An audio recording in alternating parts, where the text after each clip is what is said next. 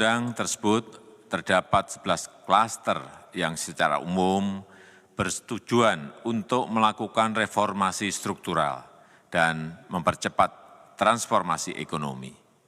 Adapun klaster tersebut adalah urusan penyederhanaan perizinan, urusan persyaratan investasi, urusan ketenagakerjaan, urusan pengadaan lahan, urusan kemudahan berusaha, urusan dukungan riset dan inovasi, urusan administrasi pemerintahan, urusan pengenaan sanksi, urusan kemudahan pemberdayaan dan perlindungan UMKM, urusan investasi dan proyek pemerintah, serta urusan kawasan ekonomi. Dalam rapat terbatas tersebut, saya tegaskan mengapa kita membutuhkan Undang-Undang Cipta Kerja.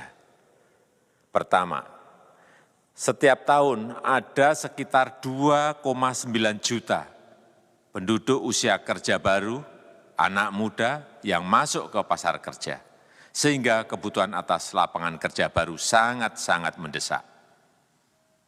Apalagi di tengah pandemi, terdapat kurang lebih 6,9 juta pengangguran dan 3,5 juta pekerja terdampak pandemi COVID-19. Dan sebanyak 87% dari total penduduk bekerja memiliki tingkat pendidikan setingkat SMA ke bawah, di mana 39% berpendidikan sekolah dasar. Sehingga perlu mendorong penciptaan lapangan kerja baru, khususnya di sektor padat karya. Jadi, Undang-Undang Cipta Kerja bertujuan untuk menyediakan lapangan kerja sebanyak-banyaknya bagi para pencari kerja serta para pengangguran. Kedua, dengan Undang-Undang Cipta Kerja akan memudahkan masyarakat, khususnya usaha mikro kecil, untuk membuka usaha baru.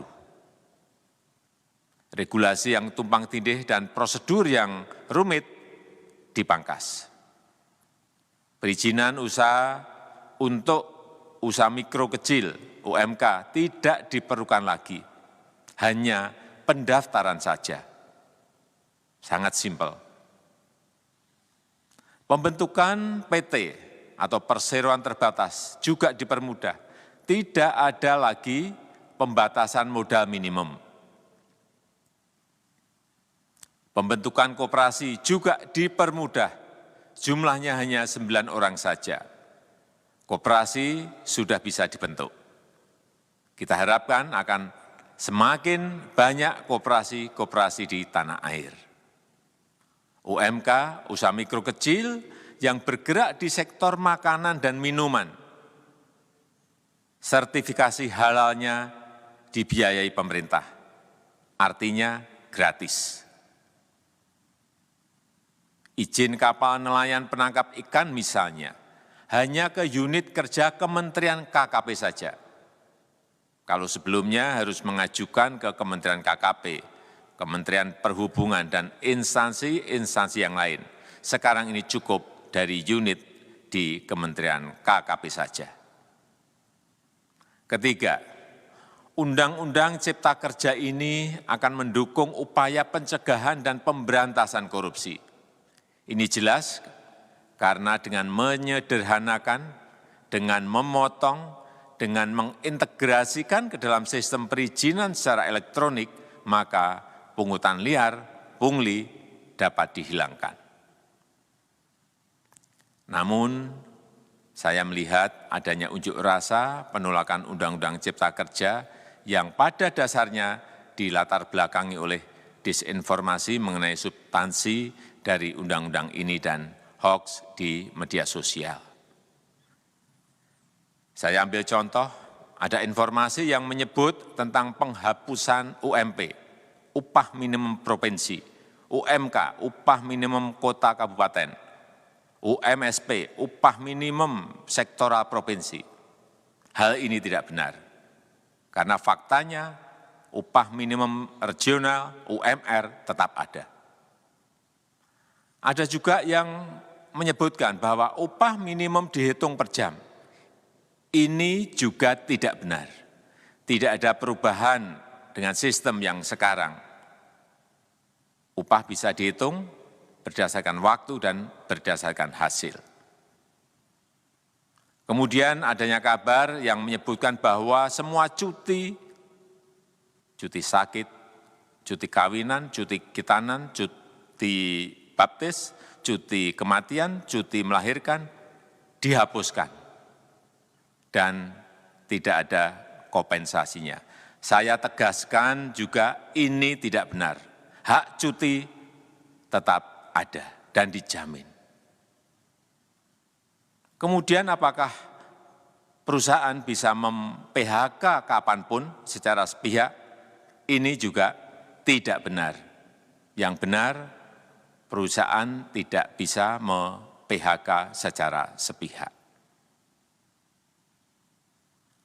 Kemudian juga pertanyaan mengenai benarkah jaminan sosial dan kesejahteraan lainnya hilang. Yang benar, jaminan sosial tetap ada. Yang juga sering diberitakan tidak benar adalah mengenai dihapusnya AMDAL, analisis mengenai dampak lingkungan. Itu juga tidak benar. AMDAL tetap ada. Bagi industri besar harus studi AMDAL yang ketat. Tetapi bagi UMKM lebih ditekankan pada pendampingan dan pengawasan. Ada juga berita mengenai Undang-Undang Cipta Kerja ini mendorong komersialisasi pendidikan. Ini juga tidak benar. Karena yang diatur hanyalah pendidikan formal di kawasan ekonomi khusus, di KEK. Sedangkan perizinan pendidikan tidak diatur di dalam Undang-Undang Cipta Kerja ini. Apalagi perizinan untuk pendidikan di pondok pesantren. Itu tidak diatur sama sekali dalam Undang-Undang Cipta Kerja ini. Dan aturannya yang selama ini ada tetap berlaku. Kemudian diberitakan bahwa keberadaan bank tanah. Bank tanah ini diperlukan untuk menjamin kepentingan umum, kepentingan sosial, kepentingan pembangunan nasional, pemerataan ekonomi, dan konsolidasi lahan serta reforma agraria. Ini sangat penting untuk menjamin akses masyarakat terhadap kepemilikan tanah, kepemilikan lahan, dan kita selama ini tidak memiliki bank tanah. Saya tegaskan juga bahwa Undang-Undang Cipta Kerja ini tidak melakukan resentralisasi kewenangan dari pemerintah daerah ke pemerintah pusat. Tidak ada. Perizinan berusaha dan pengawasannya tetap dilakukan oleh pemerintah daerah sesuai dengan NSPK, norma, standar, prosedur, dan kriteria yang ditetapkan pemerintah pusat. Ini agar dapat tercipta standar pelayanan yang baik di seluruh daerah dan penetapan NSPK ini dapat nanti akan diatur di dalam PP atau peraturan pemerintah. Selain itu, kewenangan perizinan untuk non-perizinan berusaha tetap ada di Pemda, sehingga tidak ada perubahan. Bahkan kita melakukan penyederhanaan, melakukan standarisasi jenis dan prosedur berusaha di daerah. Dan perizinan berusaha di daerah diberikan batas waktu. Ini yang penting di sini. Jadi ada service level of agreement. Permohonan perizinan dianggap disetujui bila batas waktu telah terlewati. Saya perlu tegaskan pula bahwa Undang-Undang Cipta Kerja ini memerlukan banyak sekali peraturan pemerintah atau PP dan peraturan presiden atau Perpres.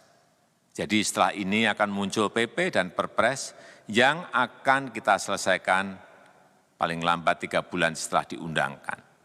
Kita pemerintah membuka dan mengundang masukan-masukan dari masyarakat dan masih terbuka usulan-usulan dan masukan dari daerah-daerah. Pemerintah berkeyakinan melalui Undang-Undang Cipta Kerja ini jutaan pekerja dapat memperbaiki kehidupannya dan juga penghidupan bagi keluarga mereka.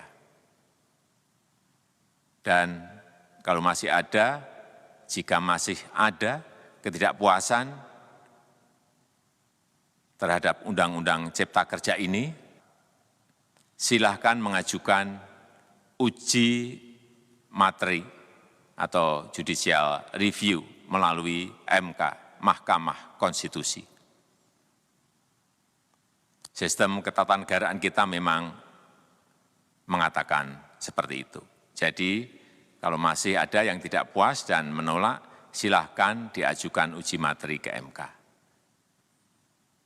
Saya rasa itu yang bisa saya sampaikan pada kesempatan yang baik ini. Terima kasih. Wassalamualaikum warahmatullahi wabarakatuh.